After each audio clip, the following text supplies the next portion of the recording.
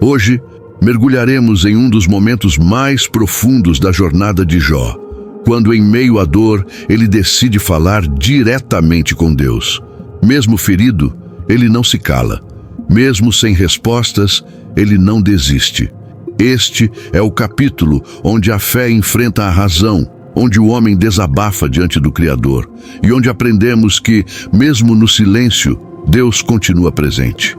Fique até o final, porque o que Jó diz aqui pode mudar a forma como você fala com Deus nas suas próprias lutas. A meditação sobre a mortalidade.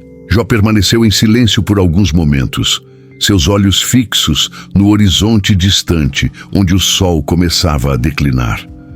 O peso de suas palavras anteriores ainda pairava no ar, mas algo mais profundo começava a emergir de seu coração.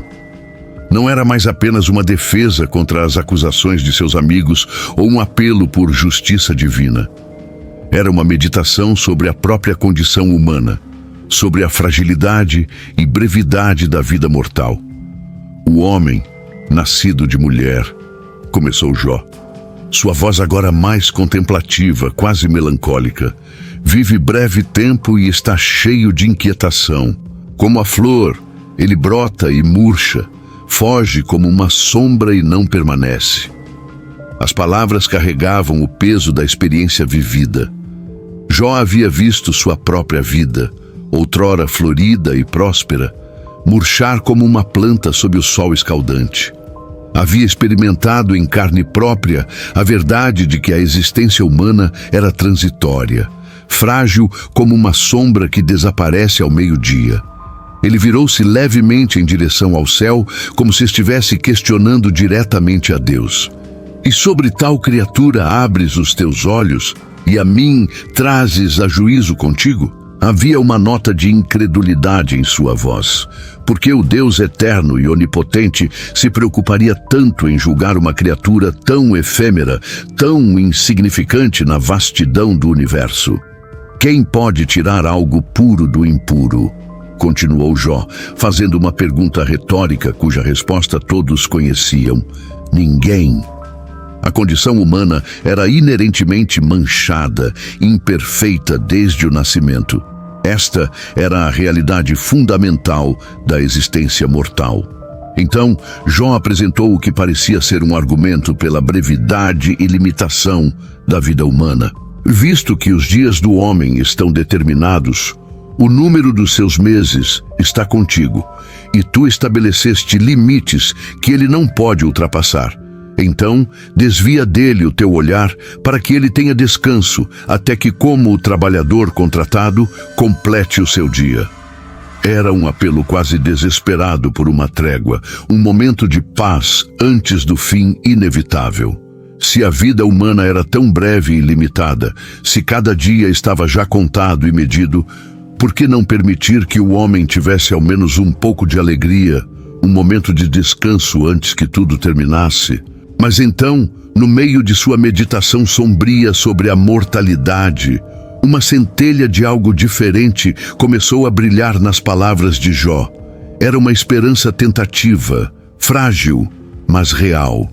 Porque a esperança para a árvore, disse Jó, sua voz ganhando uma nota de admiração pela resiliência da natureza. Se for cortada, ainda brotará de novo, e os seus renovos não cessarão.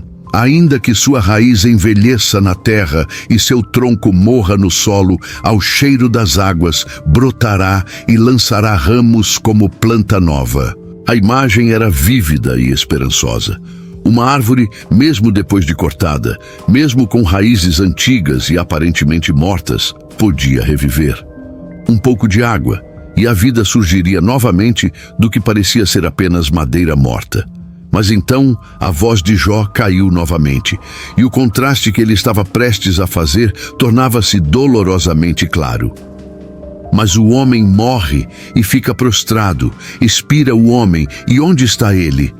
Como as águas se esvaziam de um lago e um rio se esgota e seca, assim o homem se deita e não se levanta. Enquanto os céus existirem, não acordará, nem será despertado de seu sono.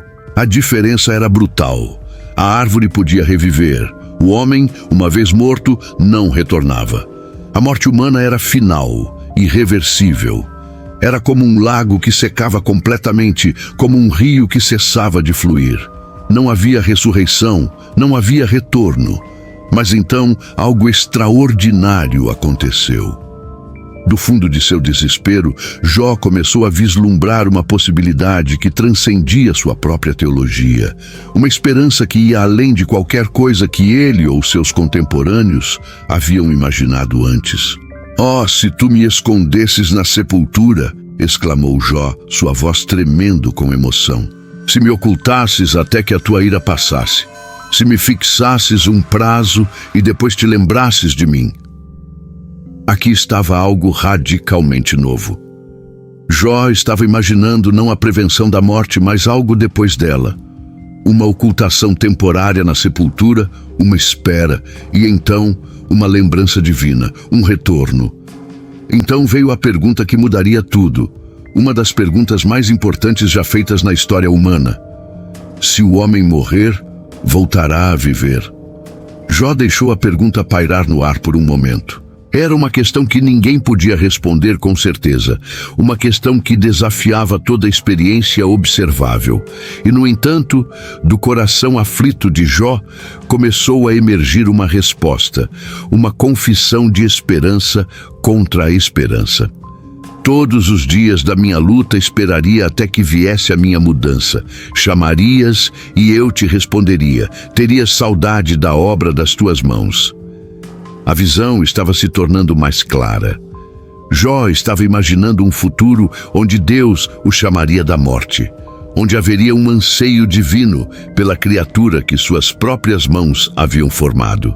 Era uma inversão completa da situação atual, onde Jó ansiava por Deus, mas parecia não ser correspondido. Mas agora contarias os meus passos, mas não vigias o meu pecado. Minha transgressão seria selada numa bolsa e tu cobririas a minha iniquidade.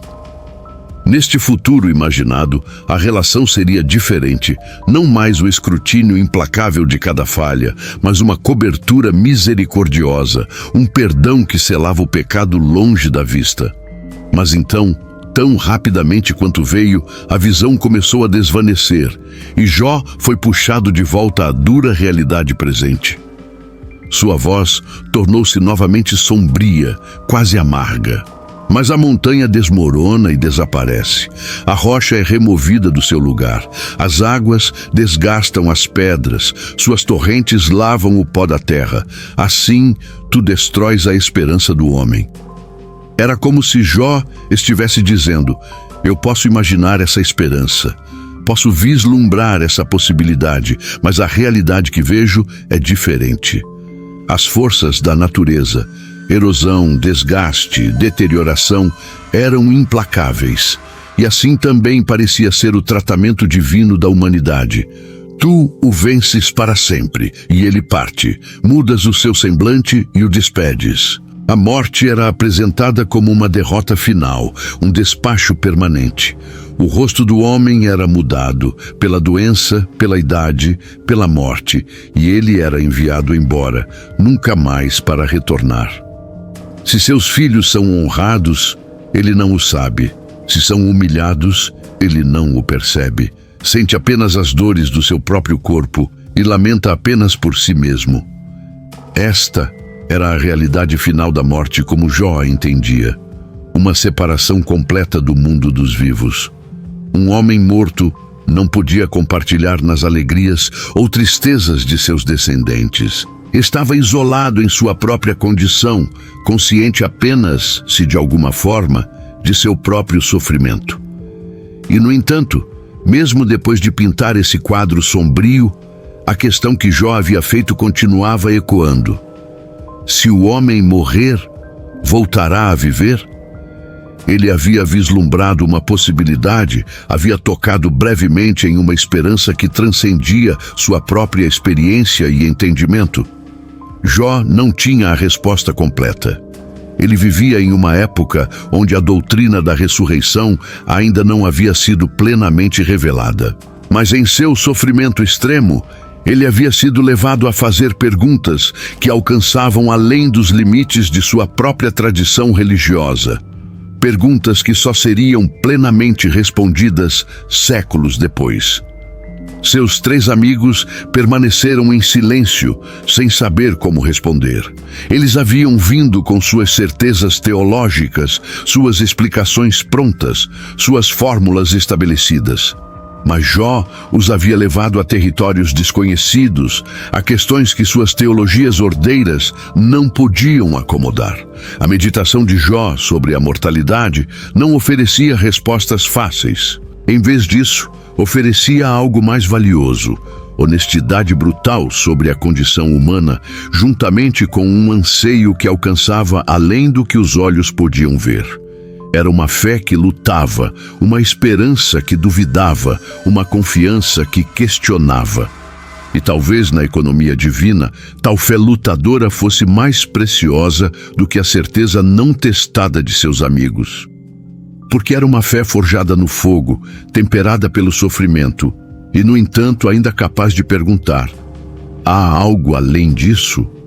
Pode a morte não ser o fim? O sol continuou seu declínio no horizonte, lançando longas sombras sobre os 4 homens sentados nas cinzas. E as perguntas de Jó pairavam no ar, sem resposta, mas de alguma forma transformadoras, abrindo possibilidades que nenhum deles havia considerado antes. Mesmo em meio às cinzas, Jó nos ensina algo poderoso. A verdadeira fé não se mede pela ausência da dor, mas pela coragem de continuar falando com Deus, mesmo quando tudo parece perdido. Se este capítulo tocou o seu coração, deixe que essa mensagem alcance outras vidas. Compartilhe, comente e continue com a gente nessa caminhada de fé. Porque assim como Jó, você também não está só. Deus ainda te ouve e Ele está agindo, mesmo em silêncio.